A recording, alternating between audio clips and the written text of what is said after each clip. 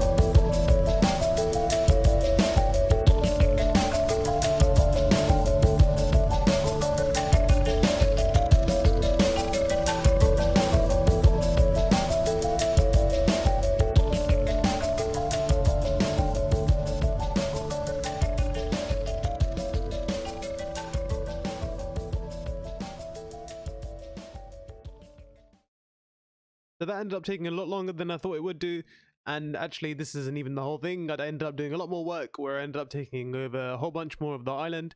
Unfortunately, I ran out of time of recording, and I wanted to take care of one more thing that didn't look right in the base, so I thought I'd get started on that first. And essentially what we're trying to do is we're just trying to pull some of the landscape out a little bit. When I originally made this design, I put a lot of the extra space onto the front, which is kind of evident like from here. But then as I went to the back, I realized, oh look, there's not really much going on and it kind of looks a bit odd. I don't really know what happened here. So I'm just trying to pull this whole thing out, and this actually just kind of made me realize that there's something I could probably add to this whole situation, just to make my life easier when I'm doing landscaping and when I want to get rid of items. So you see, when I come inside the base over here, I go ahead and open the door. I come into the left over here. If I've got anything I want to, put into the system, I just go ahead and chuck it in the chest, and then it's distributed into all of the storage system over here. But the issue is when I'm outside, coming in and out of the base every single time, pressing that stupid button, and then trying to get inside, put in a whole bunch of items, and then come back out again, and then go and grab more. It's a whole lot of a process that doesn't really need to be done. So I realized that there's an easier way to do this, which is just to add like an input chest over here somewhere, and then one more near the entrance. So like no matter where I'm coming from in the island, it's just a quick flyover, drop the items off, and then I can go back to doing whatever I want to do. So that's currently the plan, and I think the first thing I want to do is maybe just pull all of this out, make sure the landscape looks good, and then once I've done that, I guess we'll go through the building process of attaching the main storage up from here.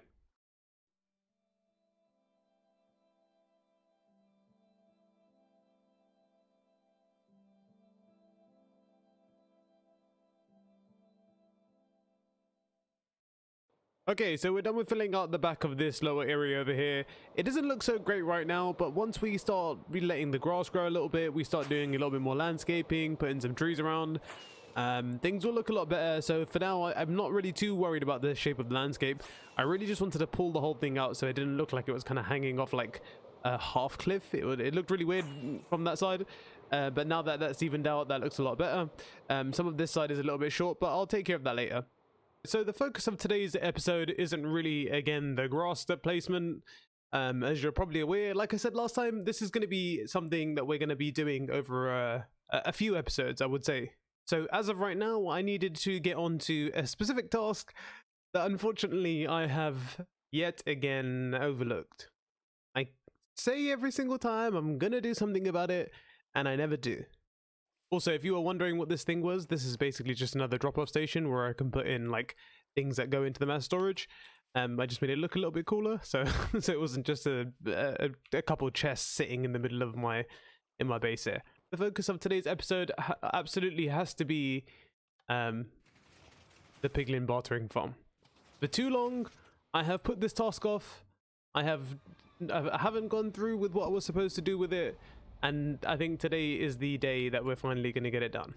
Because you see, it's all fun and games talking about how I'm going to get the Piglin bartering farm going and it's going to be all great and we're going to have lots of fun with it. But in theory, that all works. Unfortunately, with the plan that I have with all the storage for the shulker boxes, and then we'll have to do like shulker sorting systems and stuff like that, it's going to be a very long one.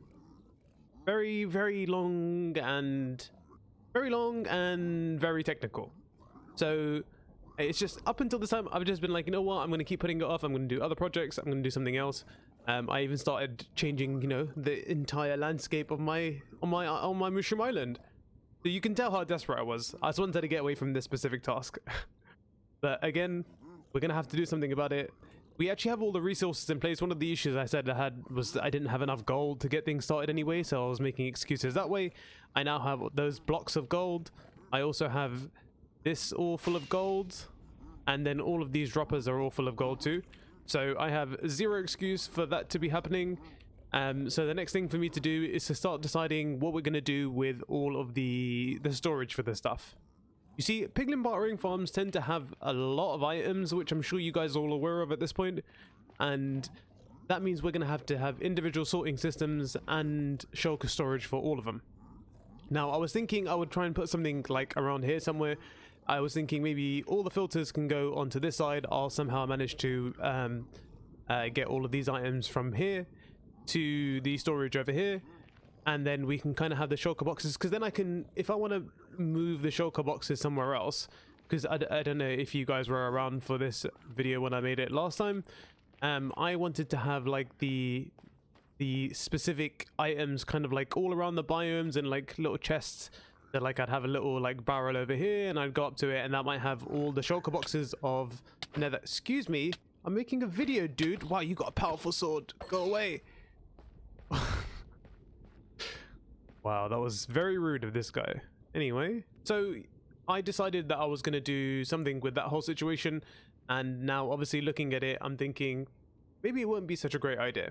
Having everything kind of spread around in random places in this soon-to-be nether hub would be quite annoying and ultimately end up being quite messy. So we're going to go ahead and go for old school style. We're going to get all the storage set up here. The other thing I'm going to have to do eventually just after this is set up a basalt generator. I'm not going to go for the all-out version just yet. I'm just going to want a few blocks just to kind of decorate this place, along with the blackstone that they provide me with too. So that should be fairly easy and straightforward. So, without further ado, the Great Piglin Bartering Farm project begins.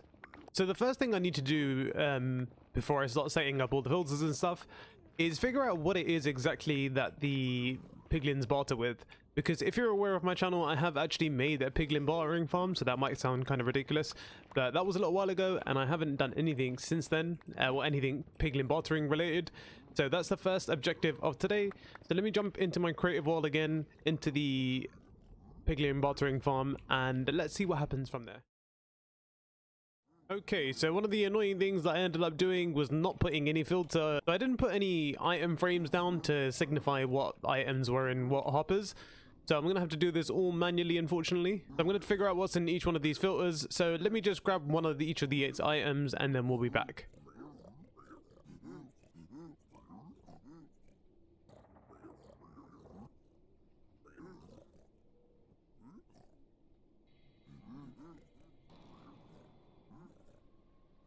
Right, so we've gathered up one of everything that there was needed for the Piglin bartering farm, and as you can see here, we have a significant amount of items. Now, this is 12 items alone. These are the stackable items that we're actually going to filter out. So there's also extra stuff that you end up getting from this farm, including water bottles, splash like fire resistance potions, iron boots. You're going to get books. You're going to get ender pearls. So there's a whole bunch of extra items that are just going to go into mass storage, because those are things we're not really going to need too much of anyway, especially things like iron boots. We're probably not going to need them at all. I'm not going to need anything from them. There's no point me smelting them. I have a ton of iron anyway, and this thing already produces iron. So I think a lot of those items are just going to be stayed in the stackable area, like I've done with this farm here. So as you can see, the layout of this is very similar to my one in my Let's Play world. The difference being that there's less of a gap in between these guys, but that's not really too much of anything to worry about. So the main thing I'm going to have to think about now is what I'm going to do with the storage. I might have to actually end up going underground and following a similar situation to this. And yeah, because I'm going to need way more filters even than what I have here at this point. So yeah, we're going to end up doing 3 filters per item, which means we're going to need something like 32 filters, or no, 36 filters. 36 filters are going to take up a lot of space. So yeah, it's going to be fun. Let's see how it goes. So I never really did a block by block tutorial when I did my Piglin bartering farm. It was mostly just kind of a breakdown of the farm, and then it was kind of a world download for you guys to poke around in. However, obviously now I am free and available to maybe do a bit of a breakdown on it. So whilst I'm building it up, I will run through some of the more key design features of it, just so you guys can kind of get an idea. Obviously it's still not going to be a tutorial because I'm building it in my Let's Play world. So yeah, it would just kind of be a bit more of a breakdown of everything that kind of happens here, and you can kind of get a bit more of an in-depth idea of what you need to kind of make the whole thing work. So the first thing is we obviously place down these droppers. Beforehand we've already put in the droppers in the back for the gold, and the refueling system for the gold too. That basically just takes a signal, a comparator signal from here. So the moment this empties up, that will start refilling all of the gold again. Then we can just kind of continue keeping the cycle going on that. So the first thing we're going to need to do is get ourselves a cobweb. I knew last time I went cobweb hunting that I should get a couple extra, because I knew they'd come in handy sometime or another. And here we are in need of cobwebs, which is just a random item that you never really need any of, unless you're a redstoner who needs a catching device, basically. Or a builder. Probably more likely a builder. I think a builder will probably use it in like a Halloween theme or something more often. Okay, I might have been a little bit too hasty with setting all this up. I think the first thing that we should actually be doing is setting up the clock so we can get some trades going and use the items whilst we're getting everything built up. So in the meantime, what we're going to do is we're going to grab a bunch of redstone. We're going to need a few repeaters. We're going to need a redstone torch. And that should be most of everything we'll need just to get the farm up and running. And I think we'll actually set up the clock somewhere over... So the center of the farm is kind of right here. So let's set up the clock around here somewhere.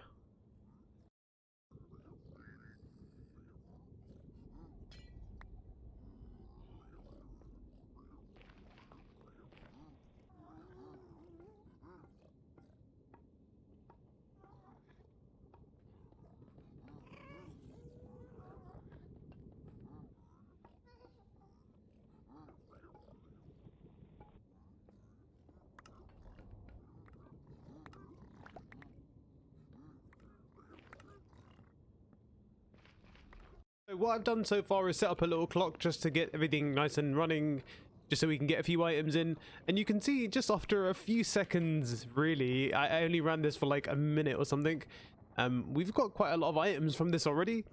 And unfortunately there's still so much to do on this whole thing, so I might run this just for a short period of time, and then I may just go ahead and turn it off and then leave it, because there's not really too much point me gaining like thousands of items and they're all clogging up into these double chests. Without them being properly sorted, they're a complete mess. So I'm just going to run it for a quick few minutes and then I'll go ahead and turn it off. But whilst we're up here, I'll show you how this thing operates. It's such a really easy and straightforward it's more of a concept more than just like my farm idea. It really is just a dropper set running with 2 piglins per chamber, and it runs on a clock that runs on 4 repeaters that run on 4 ticks, and except for one of them which runs on a 3-tick setting. Other than that, it's just running up against the droppers. They're all being powered on that side, and everything else again is really straightforward stuff, guys. So that's good. We can see the system's working all fine. Those bomb blocks shouldn't be in there. So you can see the system's running fine. We've already got Soul Speed 3 book, and actually, seeing as though we're here, we're going to go ahead and add Soul Speed to our boots.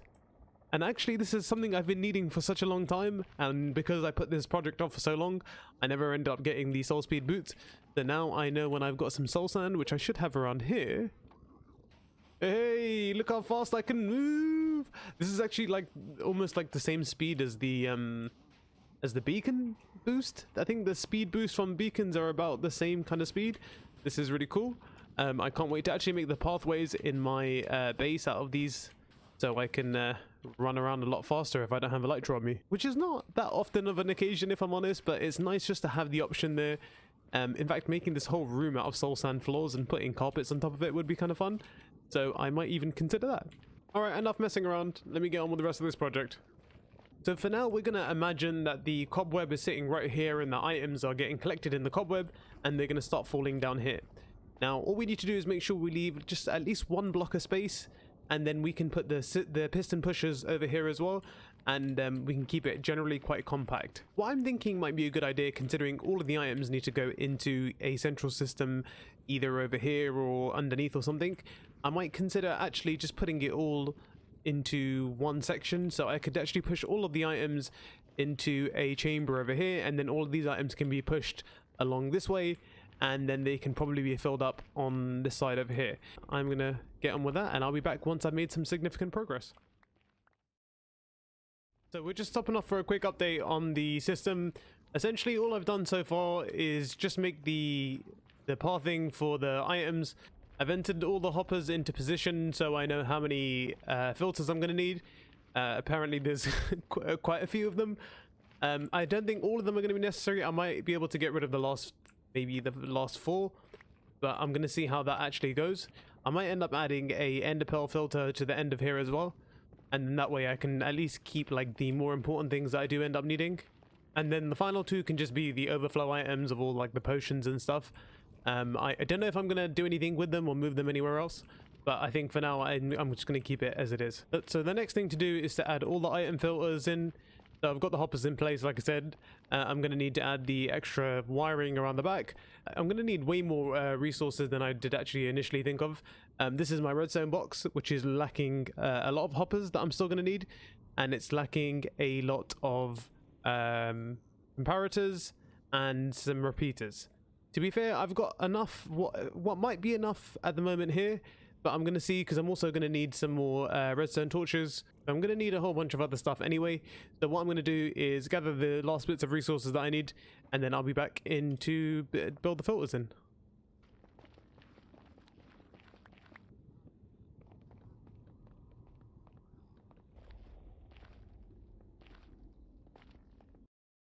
Well.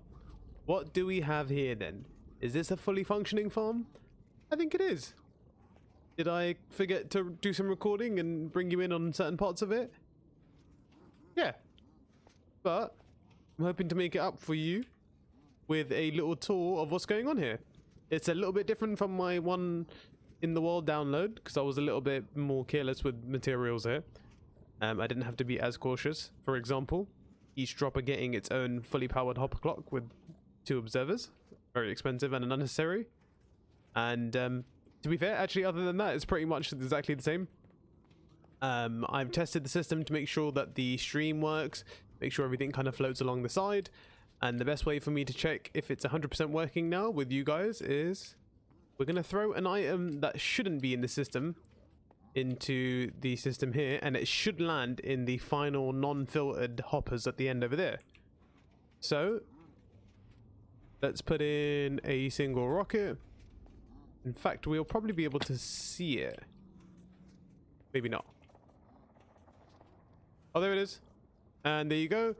You see it ended up going all the way around the system, doesn't have a filter for it, so it ends up in here. Obviously there was another one from earlier on, which is why you see two in there. But yeah, the system's all nice and working. If you haven't already checked out my tutorial video, make sure you do give it a check. It's in the description down below. I do also have an issue here in that I don't really have the ability to cover most of this up anymore. I got rid of that by putting this so high, and it looks a little bit messy now, so I've got a bit of an issue with what I'm gonna do. I could just leave most of this like not visible. I might make this room have like a nice little archway where it covers most of this up. I'm not sure yet, but I think I'm just going to leave it for now. I can't really change too much anyway. At most, I would drop this down by 1 block, and it doesn't really change a huge amount, so we're going to keep it as it is. But anyway, I just wanted to give you guys an update to show you that the system is actually fully functioning. It's all going around now. In fact, I could probably just go ahead and turn the system on right now, and we could see it absolutely fully functioning. Okay, it has begun. The items should now start popping out everywhere. There we go. All the observer clocks are going off. There we go. Things are getting knocked forward. Excellent. Everything seems to be working as it should be. You can see all the items end up right down that little bit, and it perfectly works. To be honest, this is about as good as you can hope for, really. This is great. We're all up and running.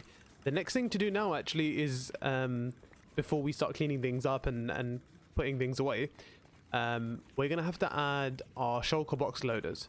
So luckily we have loads of space. They don't need to be one wide tileable because each filter has 3 hoppers, so we can put one in the middle of each section. And again, none of this is going to be seen. All the shulker boxes will be sent to like a central storage at the top in the main area, so we're not going to need to worry about that. So I'm going to go ahead and start building on the shulker loaders, and I'll be back in a minute. So here we are, 8 hours later. I think I've had enough of this place already. I think I've gone a little bit nuts from playing Minecraft today. I also did a little live stream earlier on, and yeah, I think I've had enough of this game. I know what you're thinking. Oh, it doesn't look like that much different. So you put some floor down, you know, move the shulker boxes around. Oh, big deal. What's happening? This is what's been happening. See these? Triple shulker loaders. Triple hopper shulker loaders. This is taking a long time. You know why? Because I didn't think about hopper layout when I originally made this.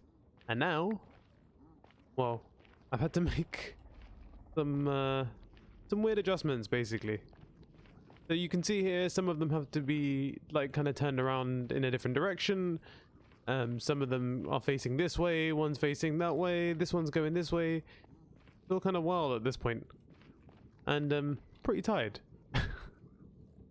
So there's a few things left to do before I can like at least make it a functional farm, even if it's not 100% complete. Just FYI, all the blackstone on top of me is not gonna stay here. I just needed some platform so I can kind of understand what I'm gonna see, what I'm not gonna see, and where all the shulker boxes would eventually end up. But as of right now, that is basically just a visual aid. I did bring down my shulker shells, so I've got a nice whole shulker box area full of shulker shells. As you can see, I've got some chests in my inventory as well, so I can go ahead and load these up. I think all I'm going to really do is put some hoppers into the back of the dropper, and then just put a double chest on the side of it. I might even put the double chest over here somewhere, and then that's it. We're pretty good to go. That should be enough. I'll load up all of these, and then I think I'll be happy with that. To be honest though, I think I'm kind of I'm a bit frazzled from this whole situation, so I'm gonna get some sleep, and then I'm gonna wake up tomorrow and I am gonna finish off some of the Mooshroom Island, and maybe I'll do a live stream and maybe we'll do some stuff on there. So here we are, the next day. I'm refreshed, feeling good, and I did my live stream that we spoke of, and you can see we've made some significant progress around the Mooshroom Island. Unfortunately, not as much as I really wanted to, because we've still got all of this area left over here, as well as this stuff. So there's still some work to do. but luckily not too much anymore. So I think maybe one solid day of trying to do some replacement, and I think I should be done. I think it should be most of the stuff that I need to do at least, and then we'll be good. So the reason why I started recording again wasn't really to show you the Mooshroom Island, even though that was kind of an advantage and kind of worked out perfectly. The main reason was to end the episode. You see, at this point, I'm a lot of work in, and I would love to go a little bit more further with the Piglin bartering farm, but I think that can probably wait until the next episode. But I want to say thank you very much for liking and subscribing. Thank you very much for 100 subs again, and I hope to see you in the next one. Bye bye.